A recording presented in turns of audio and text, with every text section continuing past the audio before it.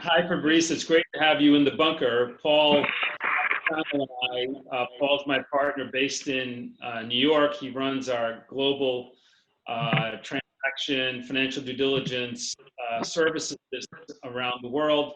And we thought it'd be interesting to talk about what is happening in our business and with us as individuals when the pandemic hit, as we were being asked by our teams. And so we thought it would be more efficient to put it out on a channel, and it took shape by itself, and we started to have guests. So we've had Anthony Scaramucci, we've had Apple the app, we've had Lulu and Lala, we've had a couple of colleagues, had Hugo Brassi. So we had Ilyas Poleg from Israel. And we thought it'd be great to have you. You've had a special bird's eye view of the pandemic, given the business you're in, and as well an earthquake at the same time. And in fact, the last time that we saw each other by video, it was, you called me after the earthquake and things were still shaking in the background. And I was asking you, are you okay? And you were like, I think so. I think I'm okay. And it was surreal. So we thought we'd talk about that a little bit and just see how you're doing generally, personally, professionally. We work together. Fabris is a client. He runs the largest supermarket integrated food business in the Croatia and surrounding area. It's like a third of the GDP of that region. So it's a very important job. With a lot of scrutiny and visibility, and he's managed it terrifically. So we thought it'd be great to have him and that perspective on as well. Paul, do you want to introduce yourself real quick before we dive right in? Me? You want me to do that? Sure. So Fabris, it's nice to meet you. I'm based in New York. I've been with Alvarez Marsal for about 15 years. Like Tony said, I joined the firm to actually co-lead and co-start our global transaction services business, which is largely working with investment firms on financial accounting, due diligence, buy side, sell side, and capital markets work. So I'm an accountant by trade. I used to be an Ernst & Young partner in New York many years ago. And like Tony said, we've been getting together over the last couple of months, first just Tony and I, to talk about how to manage our business at A&M during the pandemic, because these were unprecedented times. And then we started bringing in other people, and we wanted to hear and get some lessons learned from folks like you who are running businesses on how you've been dealing with your business, both personally and professionally, during the pandemic. So we'd love to, and we're interested in getting your perspective here. So Fabris, fire away. Tell us how it's gone for you and how you've been dealing with all this. So hi, Tony and Paul. So as you know, Tony, because we used to work together, we as a company, we actually exited last year at bankruptcy procedure. We are in Southeast Europe. We are the largest retail and food producer, employing more than 50,000 people in 4 or 5 different countries. In most of those countries, we are the largest employer, and pandemic actually kicked off in Europe, in our neighborhood in Italy. And during the February, when things started to be difficult in Italy, we actually knew that most probably this would be spread through the region. Since we have a lot of our suppliers is coming from Italy, and we had actually contact with people there, and we started to prepare ourselves for lockdown.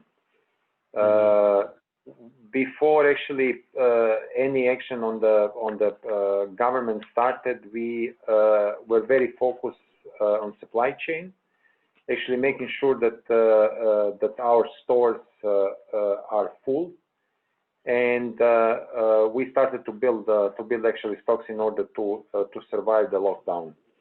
Our internal goal was let's actually build the stocks at least for 3 months, so that we have actually opportunity to to be full in stores. But what happened is that we were also, before actually spreading, we were very carefully reviewing what was done in Singapore, because at that time Singapore was one of the most successful countries in Asia fighting with pandemic. And you know, our team actually started to call different colleagues around the globe, actually trying to understand some good practices.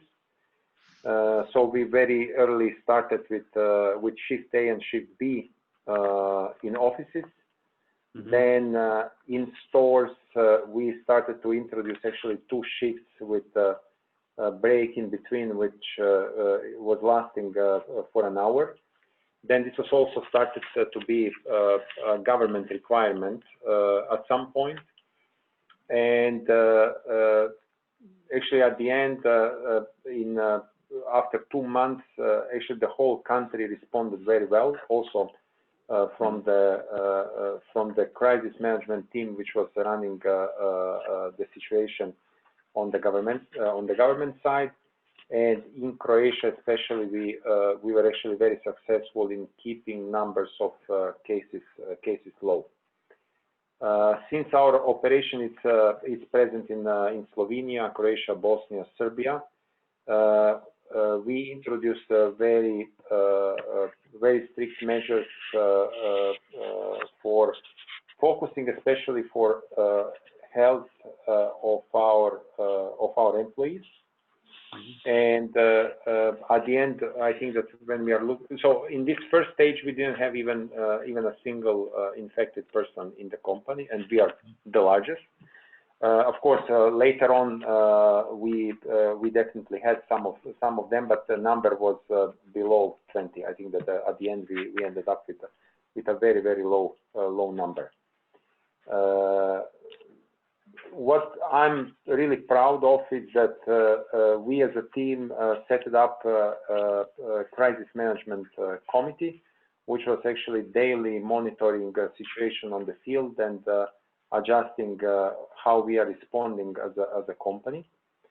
And we were actually very successful in keeping safety of our employees and safety of our customers.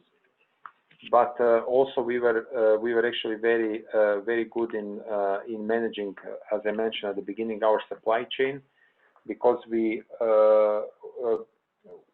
I would say we beat our competition in the way that our stores were always full. The only cases when we were not full was that we were actually not able to replenish everything because of the sellout.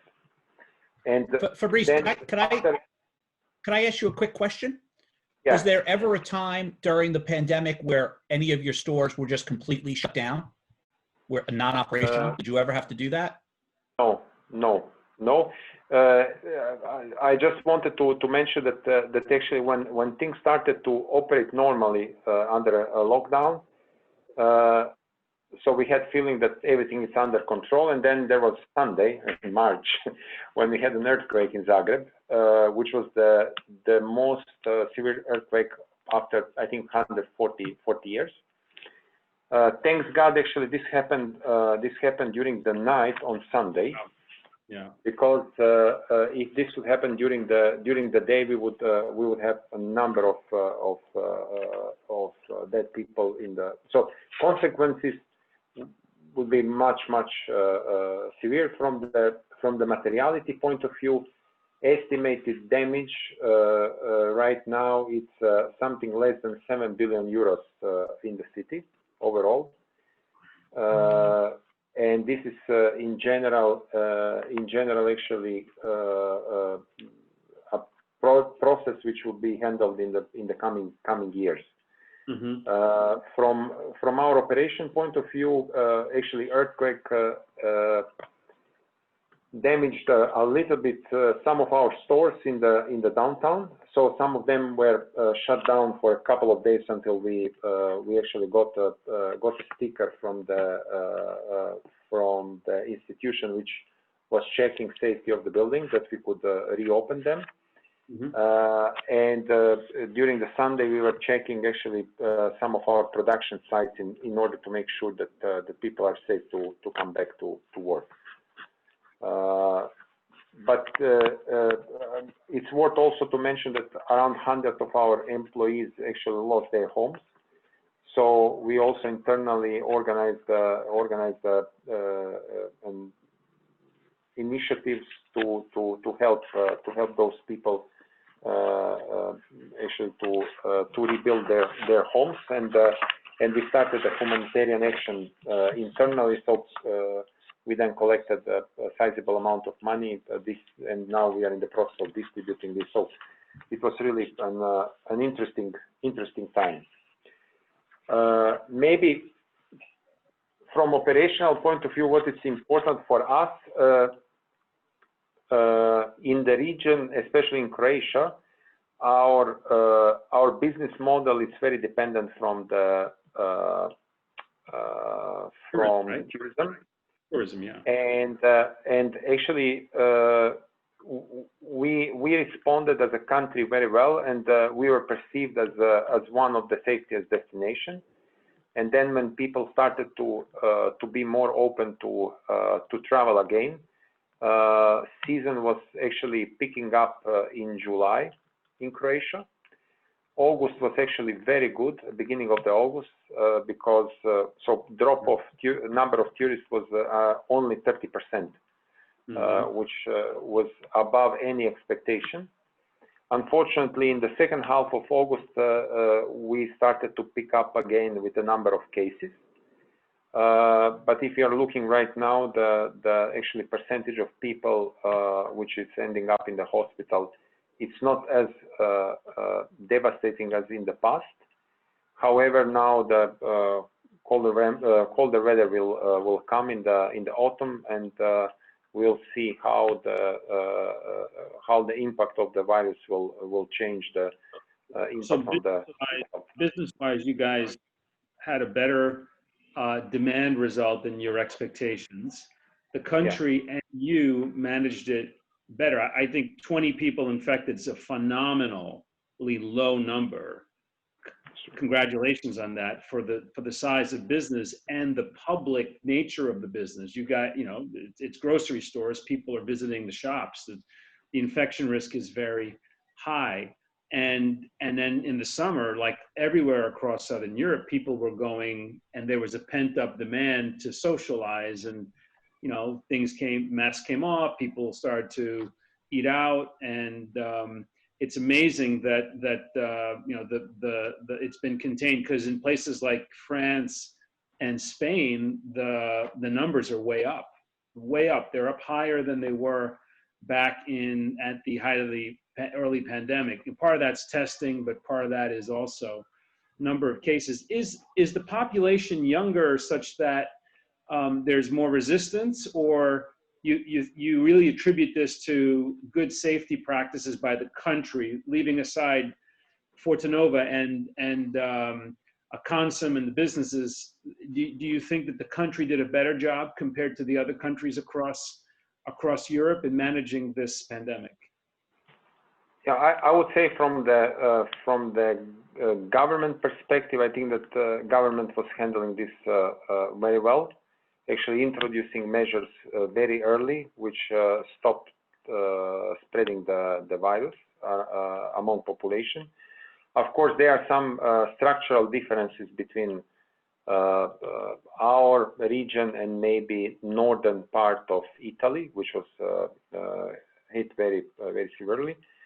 I would like to mention definitely there is a population. The population here is not as old as in northern part of Italy. The density of people is lower than there. Maybe there are also different medical practices in the overall Eastern Europe than in the West.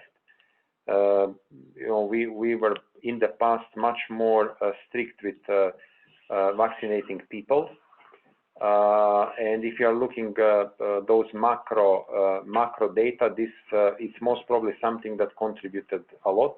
Even I'm not epidemiologist, but I would say that there are some structural advantages which in current environment actually helped us to go through better than especially northern part of Italy.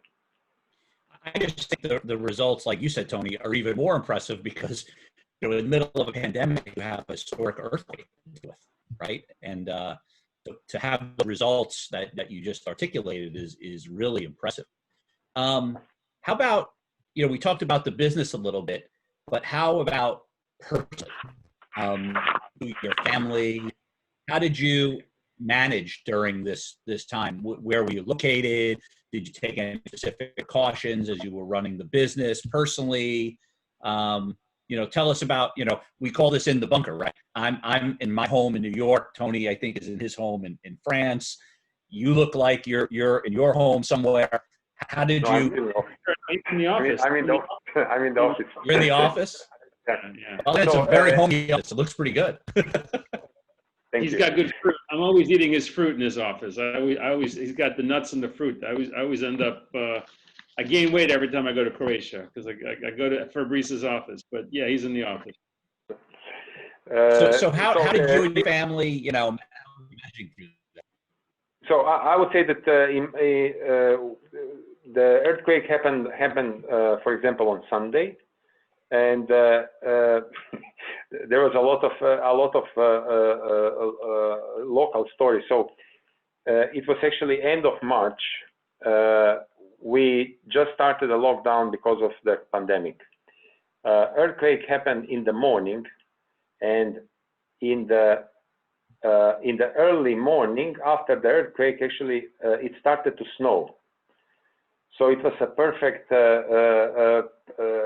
we started to make jokes, what is coming next? Because it was really a situation where every time something was happening which was not expected.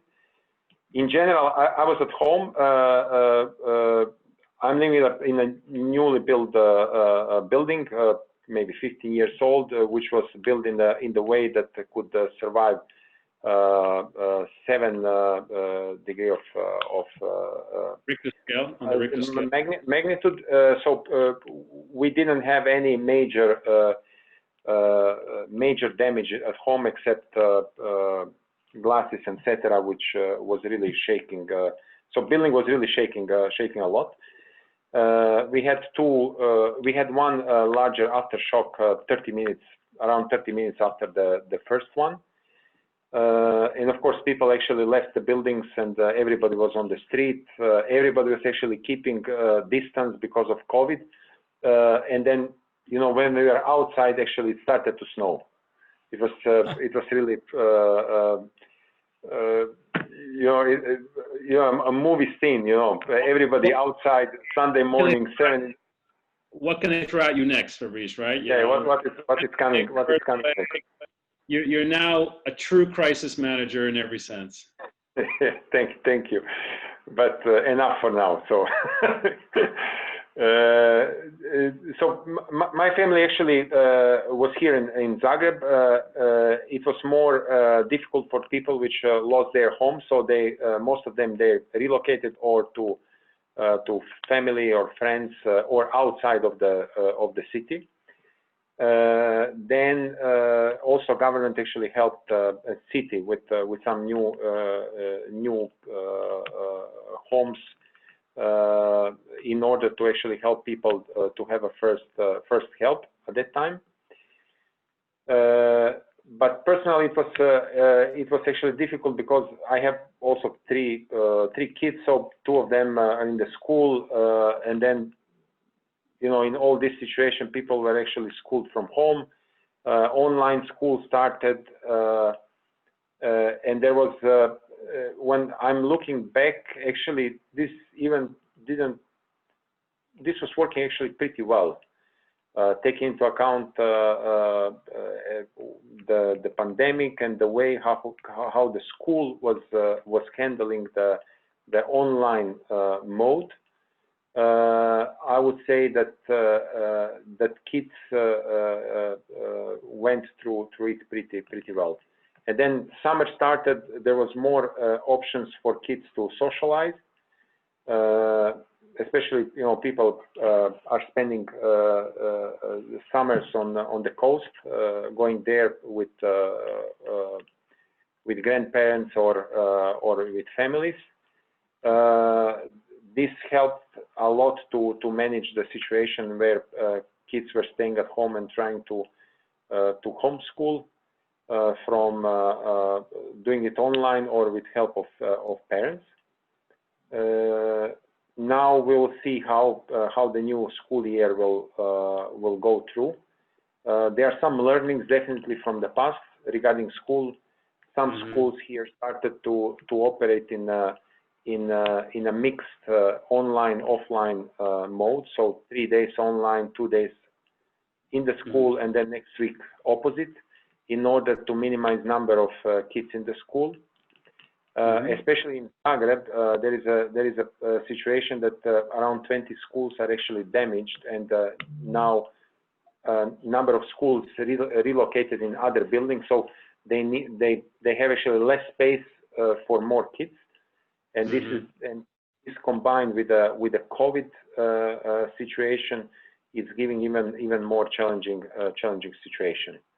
But now looking into the last couple of days of the new school year, I would say that things are operating well. Good to hear. So let's switch to a different topic. Oftentimes we work with clients and work with CEOs of consequential companies like yourself, and we go through.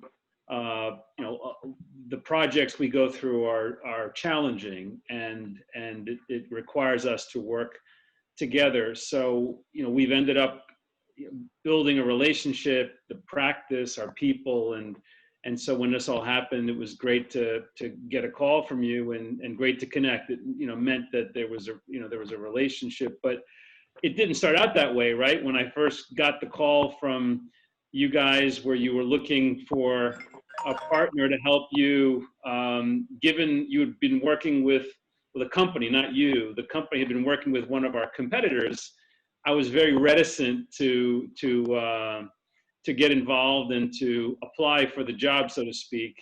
And why are we going to waste our time? They're just wanting to lower the price of, I'm not going to mention the competitor.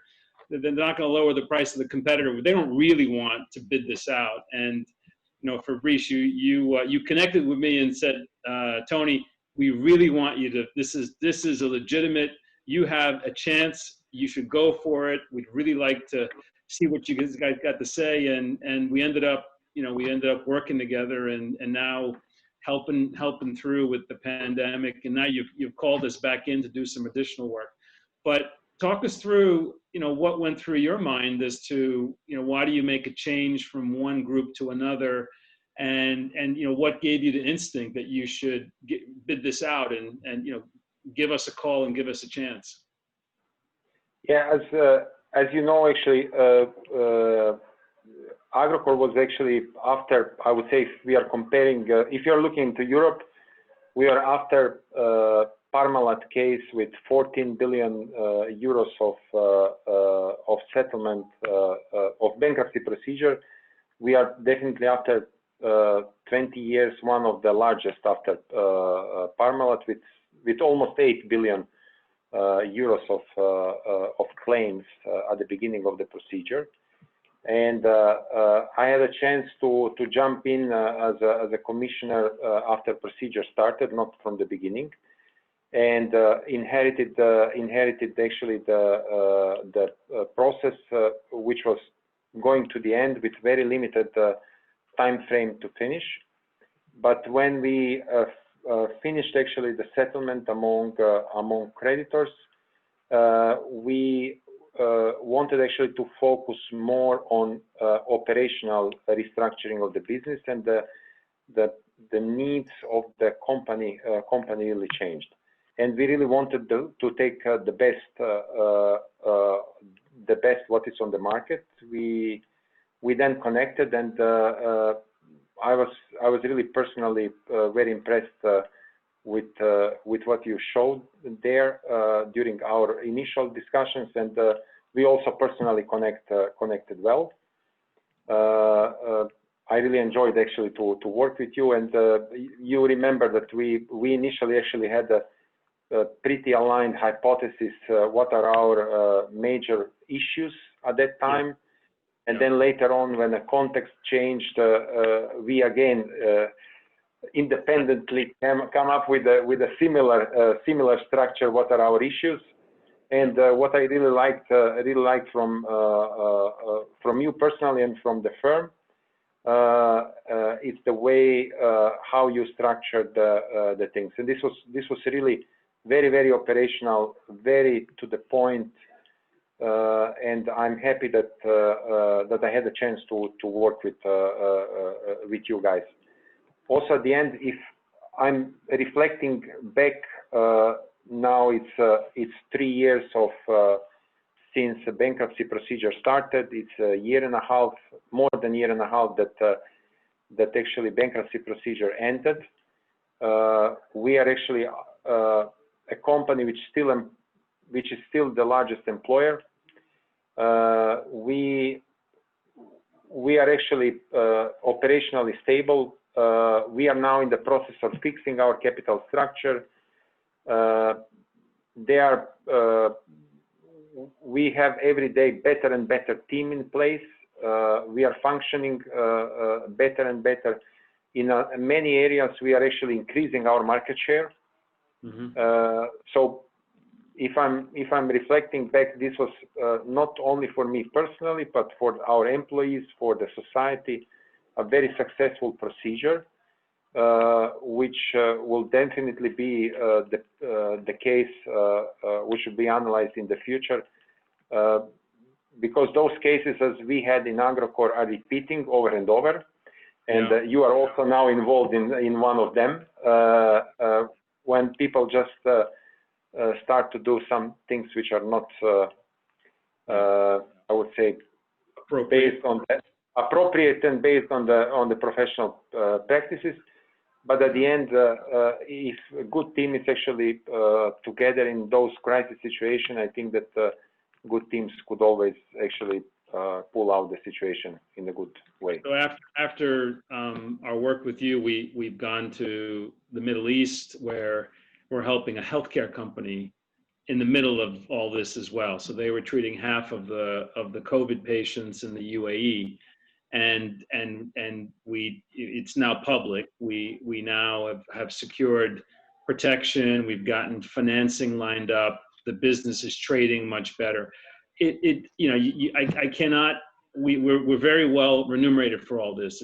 We have a great business, but from a personal standpoint, the relationships that you build, seeing a team transform and seeing that success and the impact on the employees as a whole and society as a whole, it just doesn't get better than that. And I think, once you go through that with another leader, our relationship will endure, because we've gone through such challenging things and complicated things, right? You have a board and the stakeholders that is not that easy, and at times with you, at times maybe not with you, and managing through that is quite a challenge. Every one of these situations has a challenge, and doing that in the context of this pandemic, you were the beginning of it, and then I got involved in another one really in the heat of it. It really is something amazing, and I think we're learning every day in how we do things. We learn from each other. We learn from our clients. What you've done is pretty spectacular. I mean, to only have 20 people infected, to be able to say you didn't shut down during a COVID crisis, during earthquake, when it snowed, and it's always the employees and the team first that you sacrifice. You go to the office. You're setting the example. I mean, that's phenomenal. It's a pleasure to have you in the bunker. It's really a privilege to have you here and telling your story. Thank you. I'd like to just jump in with, that's a good segue for one question that I'd love to get Fabris's view on. So given what you've been through, the bankruptcy, the pandemic, the earthquake, the snowstorm, everything there that we talked about. What would you say is one biggest key thing you learned how to deal with situations like that? What, because people who watch this, you know, they want to take something away from it, right? And learn from people like you. What would you say the biggest learning of going through all that experience was that you would say? I think, you know, some things are. I'm always saying there is a mix of different things. One is your life experience, learning through different situations, etc. But one thing that I'm always trying to be focused is that I'm not focused on problems, but what is actually now way out of the situation. And I remember maybe a small personal joke. We were at house after actually the first shock when the earthquake started, when the earthquake happened, and then the second shock actually happened, and my family went out. I was actually holding the radiator on the wall, and I was just fixing without taking care that the second shock is happening. So I just ignored problems which are happening, and I was focused on what I was doing, without putting a lot of actually energy on the noise which was happening outside. And I think it's important in crisis situation just not to put your emotions in the way that they are actually, that emotions are navigating you and they are actually making decisions instead of you, but you need to be focused on what are real data which you have or assumptions, what is happening, and then making decisions based on them. This is one. And second, I believe that the one major topic which helped us to go through all those issues is that it's always important to challenge beliefs that other people believe how it should be done. There is always potentially a different way how you could go from a problem in which you are, not the most obvious and the easy one, but there are maybe sometimes ways that if they look at the beginning much harder, but you should take them in the way to avoid problems in the second step.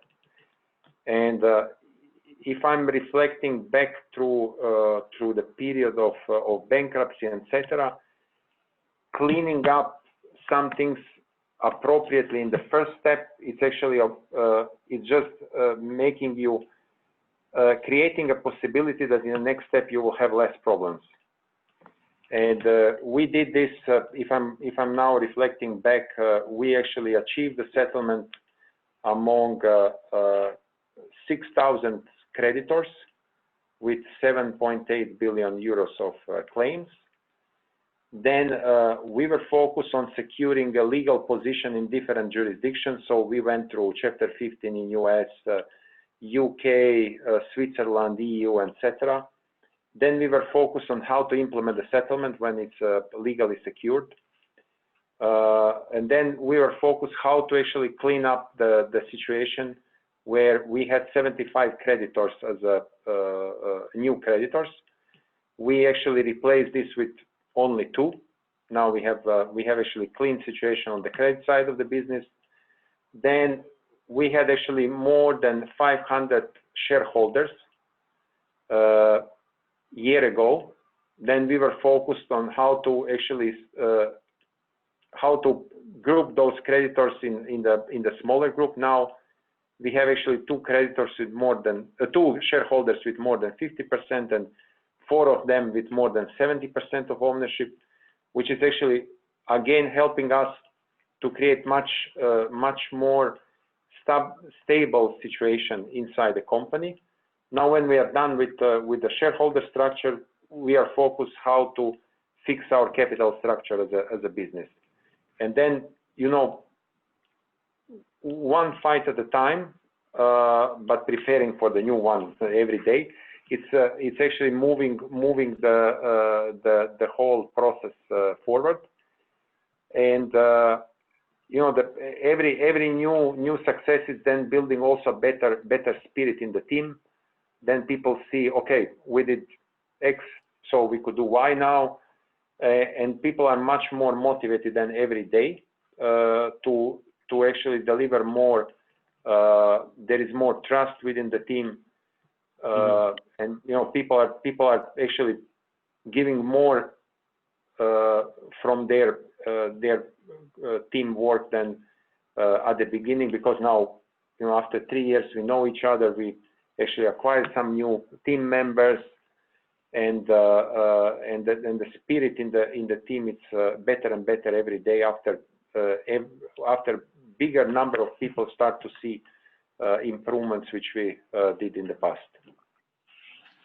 Well, Fabris, it's a great story. Really great to have you in the bunker and hear about it, and hear a little bit about the experiences, the challenges, the grit, the moving with the flow and reacting.